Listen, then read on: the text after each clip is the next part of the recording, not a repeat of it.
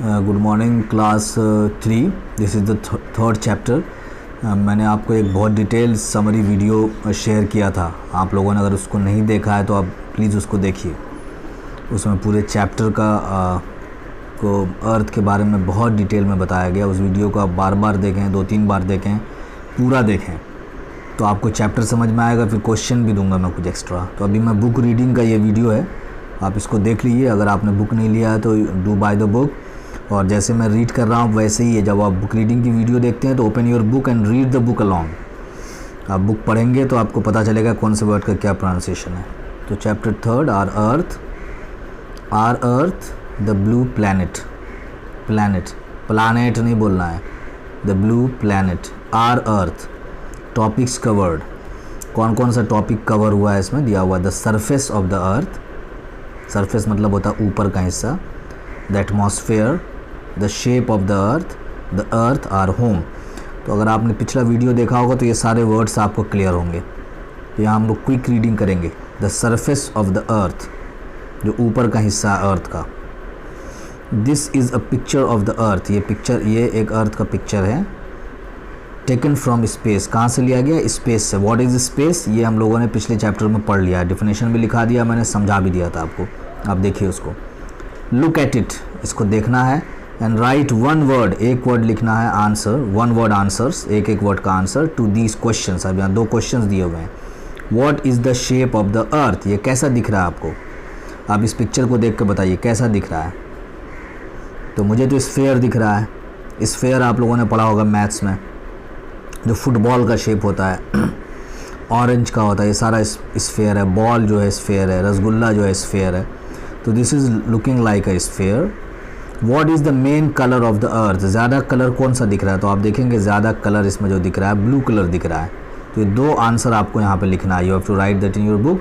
What is the shape of the earth? Shape of the earth is sphere, spherical. And what is the main colour of the earth? It is blue. SPHERE is called, ये sphere का spelling है। अब हम लोग नीचे आते हैं। Photographs of the earth, earth का जो फोटोग्राफ्स लिया गया है टेकन फ्रॉम स्पेस, स्पेस से ऊपर जाकर। जैसे यहाँ से मून देखते हैं हम लोग, सन को देखते हैं, स्टार्स को देखते हैं, वैसे ही हम स्पेस में चले गए, ऊपर चले गए और वहाँ से अर्थ को देख रहे हैं। समझिए मून के पास से we are looking at earth. तो photographs of the earth taken from space show that the earth is round. Earth कैसा है? गोल है। It looks blue from space, ये अर्थ स्पेस से कैसा दिखता है? ब्लू कलर का दिखता है। क्यों दिखता है? बिकॉज का स्पेलिंग देखिए, बिकाउज नहीं बोलना है, because most of the earth is, अर्थ का ज़्यादातर हिस्सा, most of the earth is covered, ढका हुआ है विद वाटर, या कवर किया हुआ है। ज़्यादातर हिस्से में क्या है? पानी है, इसीलिए ये ब्लू दिखता है। This is why the earth is called the blue planet, इसीलिए अर्थ को ब्लू प्लैनेट कहते हैं। ओके, ये देख लीजिए। अब ये क्वेश्चन आएगा, why is earth called blue planet? तो आप बोल सकते हैं because it looks blue from space. Why does it look blue? Because most of it is covered with water. तो ब्लू कलर से हम लोग ड्राइंग भी करते हैं जब पानी दिखाना होता है। तो नाउ द सरफेस बोलते हैं आउटसाइड पार्ट, ऊपर का हिस्सा of the earth is made up of land and water. ऊपर में क्या है? लैंड है और वाटर है। ठीक है। As you can see in the diagram, इस डायग्राम में आप देखिए, ये जो डायग्राम है, nearly 3 parts of the earth are water and only 1 part is land. जब इस अर्थ को के सरफेस को 4 पार्ट में आप डिवाइड करेंगे तो 1, 2, 3 part you will get land, water and 1 part land. तो हम कह सकते हैं कि 3, 4 मतलब 4 में डिवाइड किया है, तो वी कैन से कि 4 पार्ट में डिवाइड करेंगे, उसका 3 जो है दैट इज़ वाटर है, 1/4 लैंड है, मतलब लैंड कम है। ओके। अब यहाँ डिड यू नो एक पोर्शन है। मेनी ईयर्स अगो, बहुत सालों पहले, पीपल थॉट, थिंक का सेकेंड फॉर्म में thought, that the earth was flat. वो सोचते थे टेबल, जैसे टेबल है, कॉपी है, फ्लैट है ना, वैसा ही है, फ्लैट है टेबल, अर्थ। सोचते थे लोग। That if any one travel to the edge of the, edge मतलब होता है किनारा, यहाँ पे एक वर्ड है एज, EDGE, एज मतलब होता है किनारा। के कोई अगर जैसे टेबल के किनारे पहुंचेंगे तो गिर जाएगा, वैसे ही लोग सोचते थे कि अर्थ का भी एज है, वहाँ पे जाएंगे तो दे वुड फॉल ऑफ, गिर जाएंगे। ठीक है। Now page number 27, the shape of the अर्थ, ये आपका this is the shape of the अर्थ, ठीक है। देखिए ऊपर में थोड़ा चपटा है, फ्लैट है, राउंड है, लेकिन ये फुटबॉल की तरह का राउंड नहीं है, ऑरेंज की तरह का है। अब यहाँ पे हम लोग रीड करते हैं, the earth is round but it seems flat to us, लेकिन हमको कैसा दिखता है, फ्लैट दिखता है, हमको फ्लैट दिखता है, मतलब टेबल के जैसा दिखता है। This is because it is very big, ऐसा हमको इसलिए दिखता है because it is very big. तो अब ये क्वेश्चन आएगा, why does earth look flat to us, हमको फ्लैट क्यों दिखता है, हमको राउंड क्यों नहीं दिखता है। It looks flat to us because it is very big. अब कुछ लोग बोलते हैं सर क्वेश्चन हमसे नहीं बनता, क्यों नहीं बनेगा भाई, आप वीडियो अच्छे से देखिएगा, वाई वॉन्ट यू, आप ट्राई कीजिए, आप सब चीज़ डिपेंडेंट रहते हैं स्पून फीडिंग पे, कि कोई मुझे लिख के देगा मैं उसको रट लूँगा, बस you should try by yourself. The earth shape is called sphere, अर्थ का शेप कैसा है, स्फेयर। अब ये क्वेश्चन आएगा, what is the shape of the earth, आपको लिखना पड़ेगा the shape of the earth is sphere. It is a little flat at the top, little flat at the top and bottom, top मतलब होता है ऊपर, bottom मतलब होता है नीचे। यहाँ पे थोड़ा फ्लैट है, पूरा राउंड ये नहीं है, थोड़ा फ्लैट है ऊपर में, ठीक है, स्फेयर है बट थोड़ा फ्लैट है। In the north the flattened end is called north pole, अब यहाँ डिफिनेशन है, नॉर्थ पोल, ऊपर वाला जो फ्लैट एंड है इसको बोलते हैं नॉर्थ पोल, नीचे वाला जो है इसको बोलते हैं साउथ पोल। अब ये क्वेश्चन आएगा, what is a north pole, तो नॉर्थ पोल आप देख लीजिए यहाँ पे, is the flattened end of the earth in the north, अर्थ का जो फ्लैटेंड एंड है नॉर्थ में उसको नॉर्थ पोल कहेंगे। एंड साउथ पोल जो है it is the flattened end of the earth in the south. तो अब ये क्वेश्चन आ सकता है, डिफिनेशंस में आ सकता है, what is north pole, what is south pole. फिर उसके बाद इस तरह से आ सकता है, the flattened end of the earth in the north is called what, तो आप कह सकते हैं नॉर्थ पोल।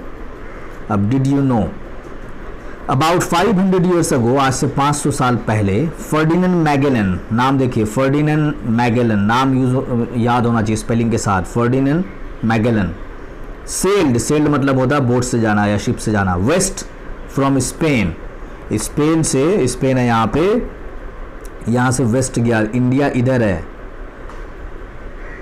तो स्पेन से वेस्ट में गया है, आपने पढ़ा होगा ये नॉर्थ साउथ ईस्ट वेस्ट पढ़ा रहा है, तो स्पेन से ये वेस्ट में गया है, और आफ्टर 3 ईयर्स, 3 साल बोट में जाने के बाद ये दोबारा घूम कर फिर ऐसे करके फिर यहीं पहुंच गया।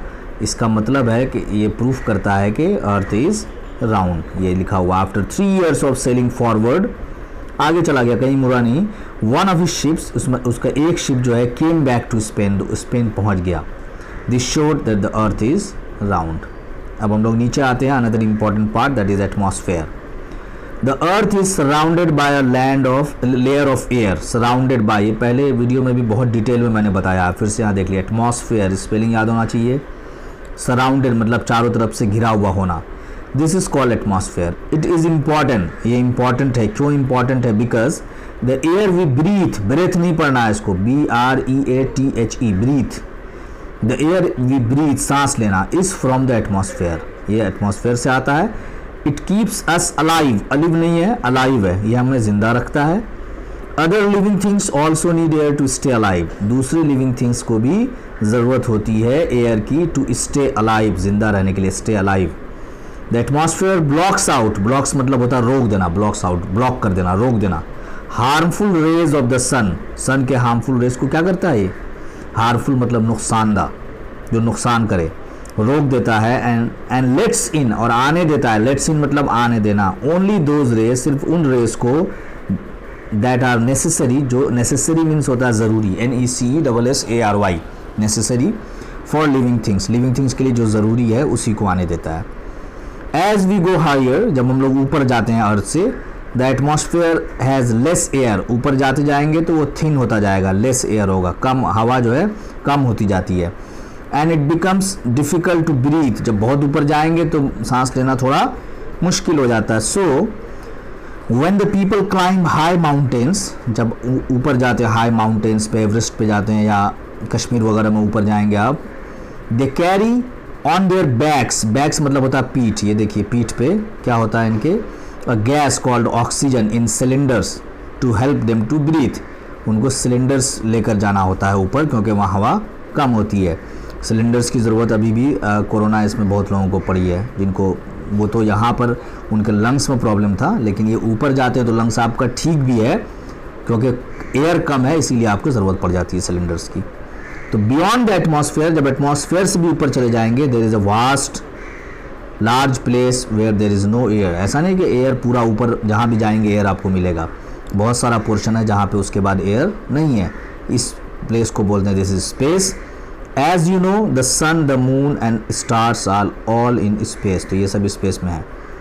अब नेक्स्ट लास्ट है the earth our home, earth हमारा क्या है, घर है। All plants, animals and people on the earth live on its surface, सब लोग कहाँ रहते हैं, ऊपर रहते हैं। आइदर ऑन लैंड और इन वाटर, थोड़ा बहुत कुछ लोग सुराख वगैरह बनाते हैं कुछ एनिमल्स, अदरवाइज सब सरफेस पे हैं, बहुत अंदर नहीं है। We can live on earth because, हम लोग यहाँ अर्थ पर रह पाते हैं, उसके लिए 3 रीजन्स यहाँ पे दिए हुए हैं। The water on earth, the earth's atmosphere, the heat and light of the sun. इसमें से कोई भी एक चीज़ कम हो जाएगा तो we won't be able to live here.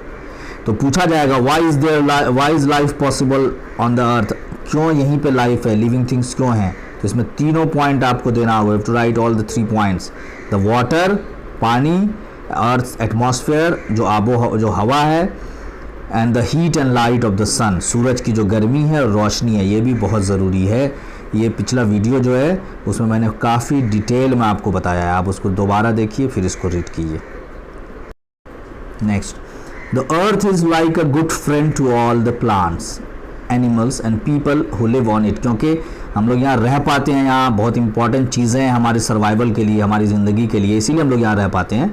तो ये हमारा फ्रेंड है, ये हमारी भी रिस्पॉन्सिबिलिटी है कि हम भी इसका ख्याल रखें। ये हमारा ख्याल रख रहा है तो we should also take care of it.